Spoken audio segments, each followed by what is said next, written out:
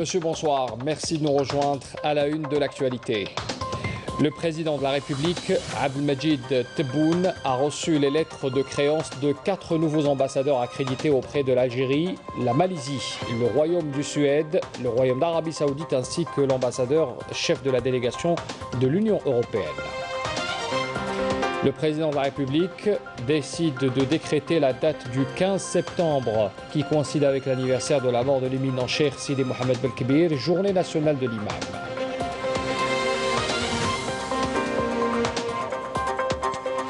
Nous évoquerons bien sûr les travaux de ce 19e colloque national dédié à la mémoire des Cheikh Sidi Mohamed Belkebir. C'est un événement qui revient sur le chemin lumineux ainsi que spirituel emprunté par ce grand érudit pour l'éveil des consciences. Et puis à l'Assemblée populaire nationale, poursuite pour le 3e jour consécutif des débats concernant le plan d'action du gouvernement. Les députés ont salué les efforts du gouvernement dans l'élaboration d'un programme à même de répondre aux exigences de la conjoncture actuelle, notamment en ce qui concerne le pouvoir d'achat. Bienvenue à tous. Le président de la République, Abdelmadjid Tebboune, a reçu ce mercredi au siège de la présidence de la République les lettres de créance de 4 nouveaux ambassadeurs accrédités auprès de l'Algérie. Le président a reçu d'abord les lettres de créance de l'ambassadeur de Malaisie, son Excellence Mohamed Faisal Razali.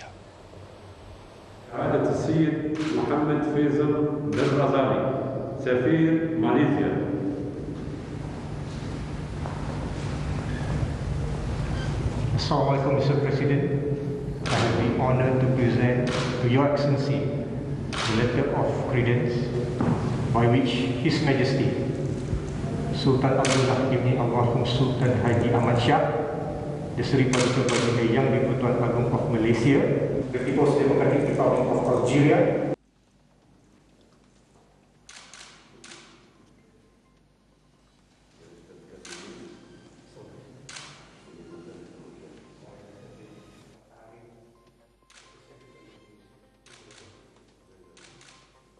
Et je vous invite à écouter sa déclaration à la suite de cette cérémonie. En tant qu'ambassadeur en Algérie, j'ai eu l'honneur d'être reçu par le président de la République. Durant cette audience, nous avons abordé plusieurs questions telles que le renforcement des relations bilatérales entre l'Algérie et la Malaisie, notamment dans le domaine économique. Et il s'agit là d'une de mes principales missions, à savoir développer les relations économiques, sociales, ainsi que les relations entre les citoyens des deux pays. Nous espérons exploiter les potentialités qui existent en Algérie et investir dans plusieurs secteurs. Je tiens à remercier le président de la République et le ministre des Affaires étrangères pour tous leurs efforts déployés pour consolider la position de l'ambassade de Malaisie en Algérie. Le président de la République, Abdelmadjid Tebboune, a reçu également ce mercredi les lettres de créance de l'ambassadeur du Royaume de Suède, son Excellence l'ambassadeur Björn Hagmark.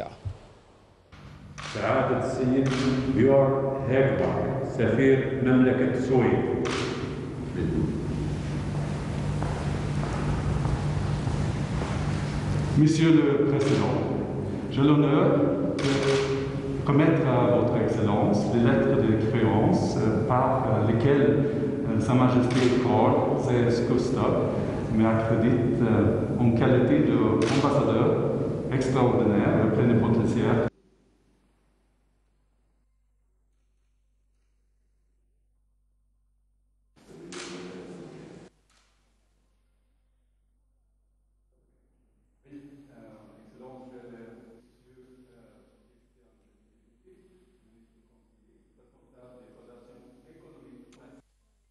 Et je vous invite aussi à écouter la déclaration du nouvel ambassadeur de Suède en Algérie. Salam alaikum, bonjour. Je suis très heureux, honoré d'avoir été reçu aujourd'hui par M. Abdelmadjid Tebboune, président de la République algérienne démocratique et populaire. Je viens de lui remettre au nom de Sa Majesté Karl XVI Gustav, roi de Suède, la lettre de rappel de mon prédécesseur, ainsi que la lettre d'accréditation par laquelle je suis nommé comme ambassadeur de Suède en Algérie. C'est une fierté pour moi de représenter la Suède en Algérie pour les années à venir. Cette rencontre m'a permis de me féliciter des relations excellentes, anciennes et ininterrompues entre nos deux pays. Je ferai de mon mieux pour renforcer la profonde et longue amitié qui lie la Suède et l'Algérie et leur peuple. L'Algérie est un partenaire historique important pour la Suède en Afrique du Nord. Durant mon audience avec Monsieur le Président, j'ai eu le plaisir d'évoquer plusieurs domaines d'approfondissement des relations suédo-algériennes. Je voudrais mentionner en particulier les relations internationales avec un objectif de paix et de prévention des conflits et un système multilatéral fort ancré dans l'Organisation des Nations Unies. Le développement durable ou des mesures urgentes sont indispensables, notamment pour limiter le changement climatique. Les relations économiques comme vecteurs de croissance et d'emploi, pour lesquels des réformes continues aideront la diversification et la modernisation de l'économie. La culture, avec l'expression de voix et d'avis différents, ouvre des portes au dialogue et à l'échange entre les individus et les pays. Finalement, les perspectives d'un avenir paisible et meilleur, inclusif et égalitaire entre les femmes et les hommes, et dans lequel les intérêts des jeunes sont pris en compte. La Suède est membre de l'Union européenne. Nous attachons de l'importance à la mise en œuvre de la politique européenne de voisinage méridional. Ces efforts, avec la participation active de l'Algérie, contribueront sans doute à construire un avenir prometteur, tant en Algérie qu'en Suède. Merci beaucoup. Shukran. Le président de la République, Abdelmadjid Tebboune, a reçu aussi les lettres de créance de son Excellence l'ambassadeur du Royaume d'Arabie Saoudite, Abdullah Ben Nasir, Abdullah Al-Basiri.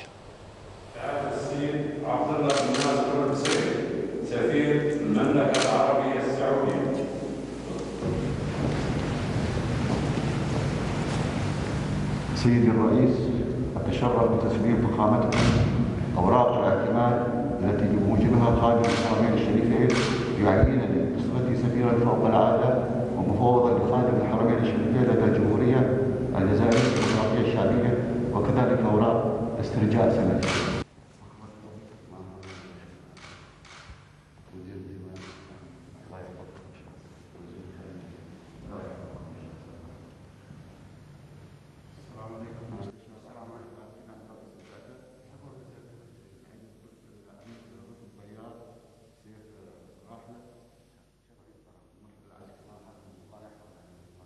Et on écoute sa déclaration. J'ai été honoré de présenter mes lettres de créance au président de la République, Abdelmadjid Tebboune, comme ambassadeur du Royaume d'Arabie Saoudite et délégué du serviteur des lieux saints de l'islam. Durant cette audience, je lui ai transmis les salutations et les hommages du roi Salman Ben Abdelaziz Al Saoud et ceux du prince héritier et vice-président du Conseil des ministres, ministre de la Défense, Mohammed Ben Salman Ben Abdelaziz, à son Excellence et au peuple algérien frère. Durant cette audience, nous avons mis l'accent sur la profondeur des relations entre nos deux pays frères à tous les niveaux. Il y a lieu de se rappeler aujourd'hui la visite qu'a effectuée notre prince héritier Mohammed Ben Salman en Algérie le mois de décembre 2018 et la visite qu'a effectuée son Excellence le président de la République Abdelmadjid Tebboune au Royaume d'Arabie Saoudite le mois de février 2020. Qui ont été suivis par plusieurs autres visites effectuées par les ministres des Affaires étrangères des deux pays. La dernière en date est celle effectuée par Faisal Ben Farhan Al Saoud, ministre des Affaires étrangères hier mardi, et sa rencontre avec son Excellence le président algérien. Toutes ces visites visent à servir les relations bilatérales et l'intérêt accordé par les deux pays au développement de ces relations, ainsi que la concertation continue de façon à servir les intérêts arabes et musulmans. Je souhaite enfin au cher peuple algérien développement et prospérité. Et puis enfin, le président de la République, Abdelmadjid Tebboune, a reçu également les lettres de créance de son Excellence l'ambassadeur chef de la délégation de l'Union européenne auprès de l'Algérie, Thomas Eckert.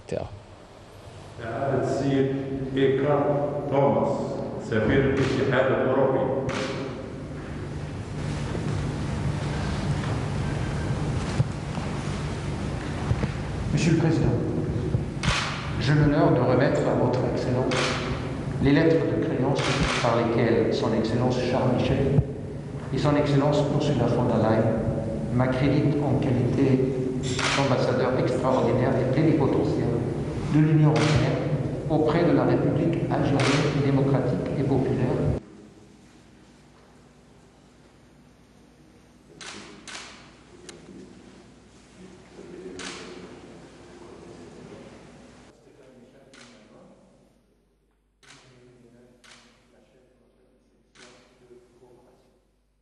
Et on écoute également sa déclaration à la suite de cette cérémonie.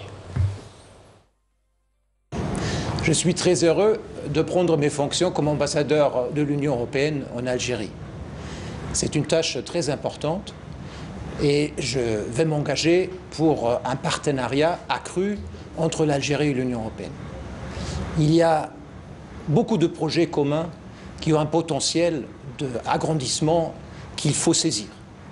Je viens de parler avec le président de la République pour en discuter avec beaucoup de détails sur les projets communs à venir, soit en ce qui concerne les investissements accrus dans l'avenir, soit une résolution dans nos défis commerciaux, soit dans le domaine très important de la migration.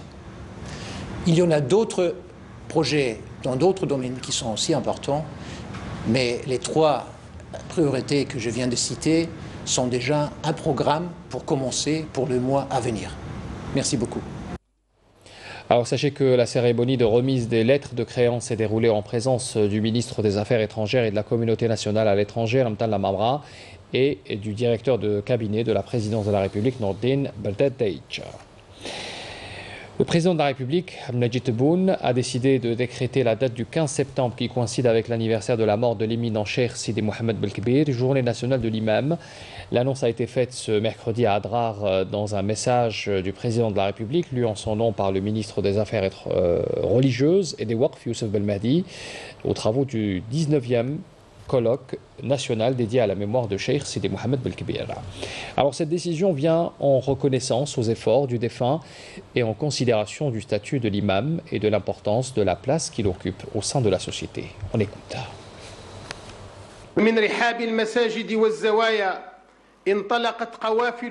C'est à partir de nos mosquées et de nos zawiyas que sont sorties des caravanes de moudjahidines et de martyrs, à commencer par les soulèvements populaires bénis jusqu'à la glorieuse guerre de libération nationale. Les efforts de nos valeureux imams ont déjoué les plans visant le déchirement de notre pays en faisant face à toutes les manigances. Alors qu'après l'indépendance et le recouvrement de la souveraineté nationale, l'imam est passé avec tous les enfants de cette nation, de la bataille du djihad et de la libération à la bataille de l'illumination pour instaurer la modération et bannir l'exagération et l'intégrisme. Il était dévoué à la moralisation de la vie sociale, à répandre la vertu, confronter toutes les crises et contribuer à éteindre les feux de la fitna que les ennemis veulent à chaque fois attiser. L'imam dans notre pays s'est acquitté de ses différents rôles scientifiques, culturels et sociaux et a concrétisé l'essence de la citoyenneté tout en contribuant à l'éducation et à l'enseignement, mais aussi en s'acquittant de son important rôle afin de concrétiser l'essence du droit et de la justice, la sécurité et la réforme, et contribuer efficacement à réaliser les programmes préventifs visant la préservation de la santé publique en prenant part aux différentes actions de solidarité. في تحقيق البرامج الوقائية للحفاظ على الصحة العمومية ويشارك أيضا في العمل الخيري التكافلي. Le président de la République, il faut le rappeler, avait instauré la journée du 15 septembre comme journée nationale de l'imam algérien. On écoute. ولما كان المسجد هو المجال La mosquée étant l'espace où l'imam s'acquitte de sa mission et partant de la conviction qu'elle est une institution sociale bâtie par la société pour être un partenaire essentiel dans la concrétisation de son développement inclusif et durable. Les enfants de cette patrie et ses institutions ont rivalisé dans l'édification, l'entretien et la préservation de ces édifices religieux.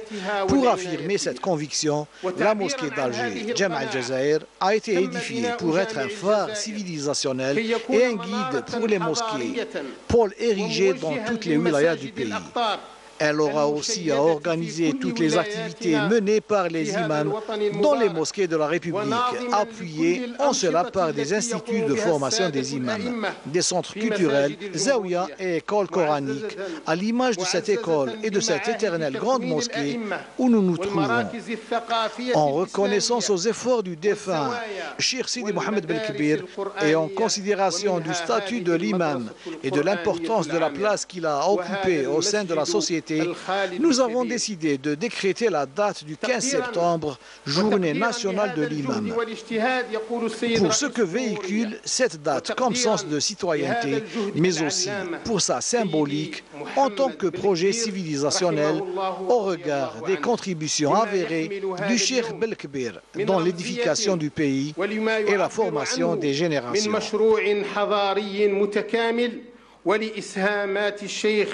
المشهودة في بناء الوطن وفي تربية أبنائه. Et puis lors du même message, le président de la République a également mis en avant le rôle de l'imam dans la société. On écoute. Qui a ancré chez nos enfants, qui a ancré chez ses enfants la considération et le respect de l'imam, qui demeure digne de la confiance de notre peuple, noble, qui apprécie également chez nos oulémas et nos imams leur engagement quant aux questions de la religion, de la patrie, de la nation et de l'homme.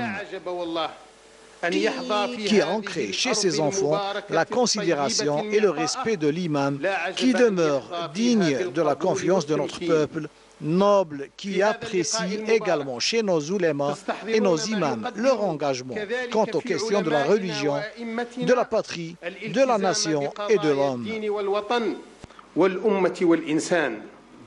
Alors ce colloque est un événement qui revient sur le chemin lumineux mais aussi spirituel emprunté par ce grand érudit pour l'éveil des consciences et qui vient raffermir la cohésion sociale. Samira Hajamar. Grand érudit, le défunt Cheikh Sidi Mohamed Belkbir fut l'une des plus éminentes personnalités religieuses algériennes, vouant sa vie entière à la quête du savoir et à l'enseignement du Saint-Coran.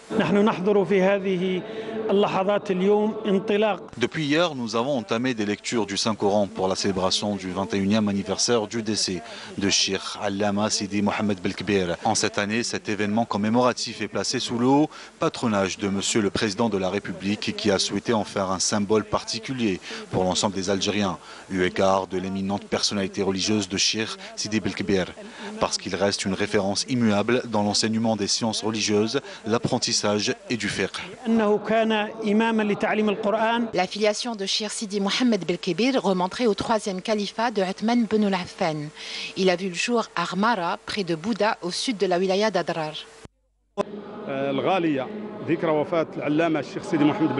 Cette célébration nous est très chère. Nous parlons de Cheikh Sidi Mohamed Belkbir, paix à son âme, en tant qu'enseignant du Saint-Coran. Il répétait très souvent que le meilleur d'entre nous est celui qui apprend le Coran et qui l'enseigne aux autres. Sa méthode pour l'enseignement est celle qu'il a appris lui-même.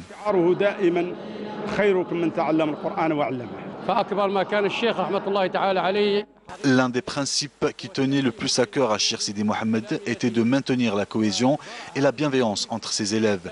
Il essayait toujours d'inculquer ces principes entre les gens. C'était un érudit, un guide spirituel pour ces navires que sont les mosquées, avec justesse sur le mode du fiqh malakite, avec un total respect du rite et de la tradition musulmane. C'est accompagné de son père qu'il rejoint l'école coranique de Tamantit sous la direction alors du maître Sidi Ahmed Didi. En 1949, il fonde l'école coranique d'Adrar. Cheikh Sidi Mohamed Belkbir reste à ce jour l'une des grandes figures emblématiques de la région et du pays. Il est connu pour ses valeurs sociales, humaines et cultuelles. À l'APN, poursuite ce mercredi pour la troisième journée consécutive du débat concernant le plan d'action du gouvernement. Les députés ont salué les efforts du gouvernement dans l'élaboration d'un programme à même de répondre aux exigences de la conjoncture actuelle et la démarche d'édification de l'Algérie nouvelle mettant l'accent sur les principales revendications des citoyens, notamment celles relatives à la santé publique, l'éducation, l'enseignement supérieur, l'habitat, l'emploi et enfin le pouvoir d'achat. Et puis retour sur 226 ans de relations entre l'Algérie et les États-Unis. Une conférence a été organisée aujourd'hui à l'Institut national d'études de stratégie globale, animée par le professeur Tablit Ali. L'écrivain et chercheur spécialisé en histoire est notamment revenu sur la place qu'a occupée l'Algérie durant la période ottomane et sa relation avec quelques pays étrangers, notamment les États-Unis, ainsi que d'autres pays européens. Le bilan Covid pour ce mercredi 15 septembre, 242 nouveaux cas confirmés de coronavirus, 176 guérisons et 16 décès ont été enregistrés ces dernières 24 heures en Algérie. C'est ce qu'annonce le ministère de la Santé dans un communiqué publié tout à l'heure. Et puis l'actualité à l'étranger, les unités de l'armée populaire de libération sahraoui ont mené ce mardi de nouvelles attaques contre les sites des soldats de l'occupation marocaine dans les secteurs de Smara, Ali Bakari et de Farsiya, selon un communiqué militaire numéro 307 du ministère sahraoui de la Défense. Les unités de la PLS ont également bombardé des retranchements des forces de l'occupation marocaine dans les zones de Hafrat, Chief, dans le secteur de Bekari, d'El Bekari, et ont atteint indirectement la base des forces de l'occupation ciblées. Les mêmes unités ont également bombardé des positions de l'occupation dans la zone de Sloukia, Ben Amaria, secteur de Farsiya. Voilà, c'est la fin de ce journal. Merci de l'avoir suivi. Je vous souhaite une excellente soirée à tous.